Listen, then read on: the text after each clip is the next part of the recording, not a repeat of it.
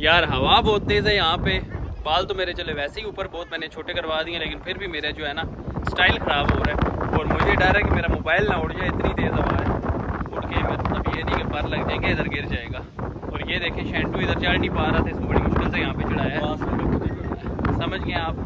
और बाकी ये हमारे फोटोग्राफर भाई, ये बड़े गुस्से में रहते हैं हर वक्त। इनको अपनी फ़ोटो अच्छी नहीं लगती और दूसरों की ये चपल चपल भी बनाए तो इन्हें लगता है मैं बड़ी अच्छी बना रहा हूँ। और इनके हालात देखें, मोबाइल ही आगे से पता नहीं डिगा क्यों पकड़ते हैं। थोड़ा सा अगर इसको आगे से उठा लें तो फिट नहीं है।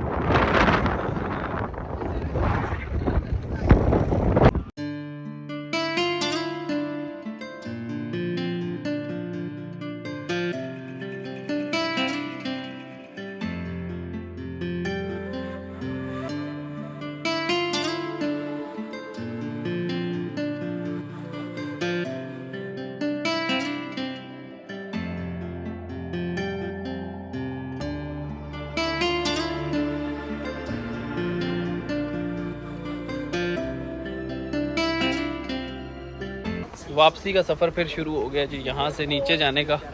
आते हुए तो चलो मुश्किल हुई थी, वापसी पे तो वैसे ही हम तेज़ जा रहे हैं। और अब देखते हैं कहाँ का प्रोग्राम बनता है। वैसे तो ये तैमूर साहब राज़ी नहीं हो रहे, लेकिन शैंटू साहब का दिल है कि कहीं चलते हैं, देखते हैं अब क्या मूड बनता है इनका।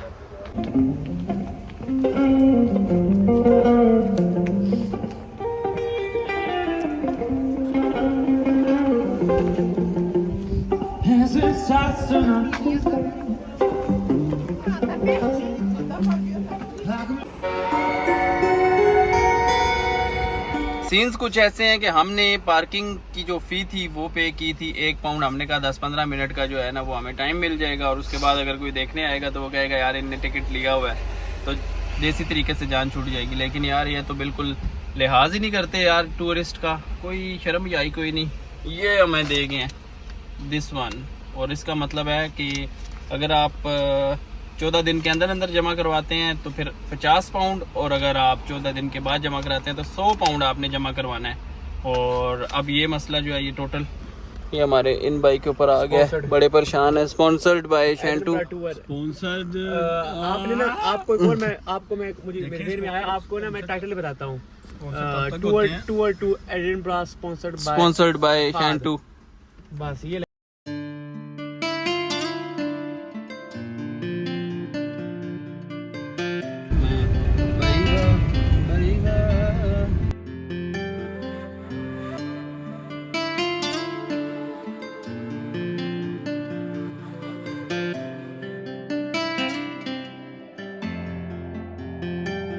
तो जी गाइज हम आ चुके थे वापस। आके फिर हमने शैंटू को उतारा। शैंटू ऐसे उसका प्यार से उसको कहते हैं, उसका असल नाम है फ़हद माशाल्लाह। अच्छा, उसको हमने घर पे उतारा। उसके बाद आधा पौना घंटा हमारे पास था, बस घर गए, थोड़ी देर बस लेटे, कमर सीधी की क्योंकि रात को भी नहीं सोए थे ज़्यादा, और फिर आ गया हूँ मैं काम पे। अब आपको बताता हूँ, मैं खुद बताता हूँ कि हम लोग बेसिकली वहाँ पे गए क्यों थे। फ़हद ने अपने लिए एक शेंजन वीज़ा लगवाने के लिए अप्लाई किया था। उसकी एक अपॉइंटमेंट डेट ली थी जो कि उसको आज की मिली थी, तकरीबन 15-20 दिन पहले उसने अप्लाई किया था, वो आज की डेट मिली थी। आज वो अपना वीज़ा प्रोसेस करने के लिए गया है। जैसे आप अगर पाकिस्तान से जब आए हैं तो VFS के ऑफिस जाते हैं, जैरीज़ के ऑफिस आप जाते हैं, वहाँ पे जाके आप अपने डॉक्यूमेंट्स उन्हें देते हैं, वो स्कैन करते हैं, उसके बाद आपका पासपोर्ट ले लिया जाता है। उसके बाद 10-15 दिन बाद आपका जो डिसीजन है वो आपको पता चल जाता है कि यार आपका वीज़ा लग रहा है या नहीं लग रहा। तो फिर उसकी फ़ी वगैरह होती है, जो भी वो चार्ज होती है। इसी तरह ये आज प्रोसेस करने गया था। और इसकी ज़रूरत क्यों पेश आई, ये यहाँ पे एज ए स्टूडेंट है तो ये UK से उधर का क्यों वीज़ा लगवा रहा है, क्यों पैसे लगा रहा है। इतने ज़्यादा पैसे नहीं लगते। आप अगर घूमने चले भी जाते हैं तो कुल मिला के आपका आने जाने के टिकट, वीज़ा फ़ी और बाकी वहाँ पे एक्सपेंस वगैरह 400-500 के अंदर अंदर हो जाते हैं सिंगल बंदे के।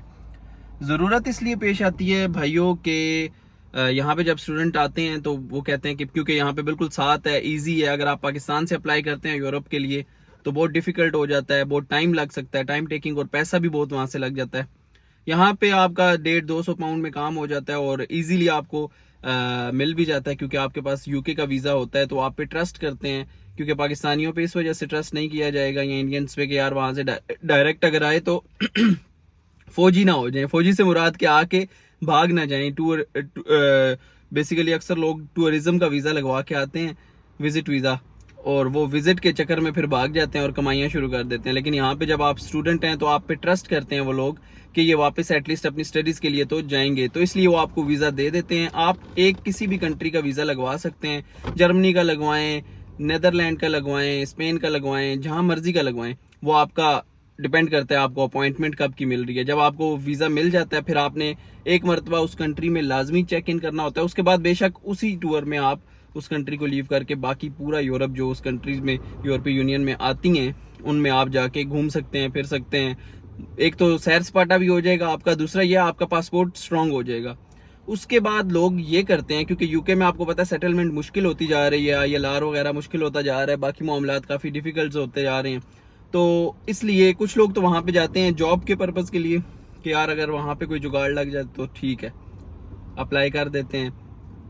वैसे अगर ना भी लगे तो ये बेनिफिट है कि आप अगर वापस पाकिस्तान जाते हैं, वहाँ से जॉब्स अप्लाई करते हैं या वहाँ से किसी और डिग्री में अप्लाई करते हैं इन यूरोप, तो वो भी आपको एक एज मिल जाता है कि ये बंदा ऑलरेडी यूरोप विजिट कर चुका है, वो भी आप कह लें कि उसके चांसेस बढ़ जाते हैं।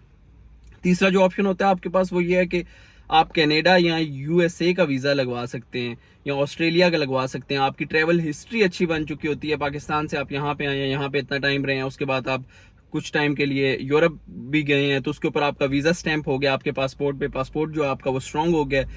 अब डिपेंड करता है आपके अगर बाकी सारे स्कोर्स पूरे हैं तो आपको कनाडा का वीज़ा मिल सकता है, अगर आपकी लक अच्छी है तो आपको यूएसए का भी वीज़ा मिल सकता है। तो ये लॉन्ग टर्म प्लानिंग्स होती हैं। अगर कुछ लोग चाहते हैं यार यूके में नहीं सेटलमेंट हो रही या नहीं रह सकते तो कनाडा की तरफ मूव हो जाते हैं, वहाँ पे पीआर ईजी है, या यूएसए की तरफ चले जाते हैं। तो इस सारे प्रोसेस के लिए किया जाता है और इसी दौरान उनकी सैर सपाटा भी हो जाता है, दुनिया भी देख लेते हैं, वीज़ा भी मिल जाता है और बाकी भी सारे काम हो जाते हैं। इस वजह से आज हम उस अपॉइंटमेंट की खातिर गए थे एडिनबरा, उसकी हो गई है एडिनबरा में अपॉइंटमेंट, उसका पासपोर्ट ले लिया गया है, 10-15 दिन में उसका इंशाल्लाह आ जाएगा डिसीजन, और वो मोस्ट लाइकली आ जाएगा, वीज़ा उसको मिल जाएगा। उसके बाद फिर उसने बताना है अपनी मर्जी से, जब भी उसको फ्री होगा, जब भी उसका दिल करेगा वो अपनी टिकट लगवाएगा और चला जाएगा। विद इन मेरा ख्याल है 60 to 90 डेज होता है कि उसके अंदर अंदर आपको एक दफ़ा चेक इन करना होता है आफ्टर वीज़ा के इशू होने के बाद। तो ये प्रोसेस था, हमने अभी तक नहीं किया, ना मैंने ना तैमूर ने, लेकिन जब हम करेंगे तो आपको प्रोसेस भी साथ साथ बताएंगे कि कौन सी साइट पे जाएं, कौन सी साइट पे जाके आपने किस तरह करना है। अब इस काम के लिए जो अपॉइंटमेंट जो आज का काम था, इस अपॉइंटमेंट के लिए भी काफ़ी टाइम लग रहा है, क्योंकि हर बंदा आजकल यही ट्राई कर रहा है, तो अपॉइंटमेंट नहीं मिल रही। तो इन अपॉइंटमेंट्स के लिए भी लोग यहाँ पे आपको मार्केट में मिल जाएंगे, स्पेशली इन यूके की बात कर रहा हूँ, जो कि आपको लेके देंगे सिर्फ अपॉइंटमेंट। कोई 150 पाउंड ले रहा है, कोई 100 पाउंड ले रहा है, बाकी खर्चा अलग है, लेकिन वो अपनी फ़ी इतनी ले रहे हैं। करते वो यही हैं, बार बार चेक करते रहते हैं, या डेट्स ऑलरेडी उनने अपने पास बुक की होती हैं वो आपके नाम पे ट्रांसफ़र कर देते हैं, वो आपको थोड़ी सी जल्दी ले देते हैं डेट एज़ कम्पेयर टू अगर आज मैं ट्राई करूँगा तो मुझे सितंबर की अपॉइंटमेंट डेट मिलेगी, तो वो ये करेंगे कि आपको अगस्त की लेके दे देंगे। बस ये सारा काम वो करेंगे, बाकी सारा काम आपने खुद ही करना है। तो ये भी देख लीजिएगा, ये भी ऑप्शन होता है। अब अगर आप यहाँ पे स्कॉटलैंड में हैं तो आपके पास एडिनबरा में ही है अपॉइंटमेंट का VFS का ऑफिस, वहाँ पे आप जाते हैं और यहाँ पे जो यहाँ से लोग अप्लाई कर रहे हैं उन्हें जल्दी उनके डिसीजन आ रहे हैं। दूसरा जो है वो मैनचेस्टर बर्मिंघम की साइड पे है, लेकिन वहाँ के डिसीजंस थोड़े लेट आ रहे हैं, लेकिन ऑब्वियसली अगर आप वहाँ पे हैं तो आप वहीं पे अप्लाई करेंगे तो उधर की भी आपको डेट्स मिल ही जाएंगी। तो ये सारा प्रोसेस था और उम्मीद करता हूँ आपको इन्फॉर्मेशन भी मिल गई होगी और थोड़ा सा एंटरटेन भी हो गए होंगे। इसी के साथ मुझे इजाज़त दीजिएगा, लाइक शेयर और सब्सक्राइब करना मत भूलिएगा मेरे चैनल को। थैंक यू सो मच, इंशाल्लाह मुलाकात होगी नेक्स्ट वीडियो में, मिलते हैं, अल्लाह हाफिज़, बाय बाय।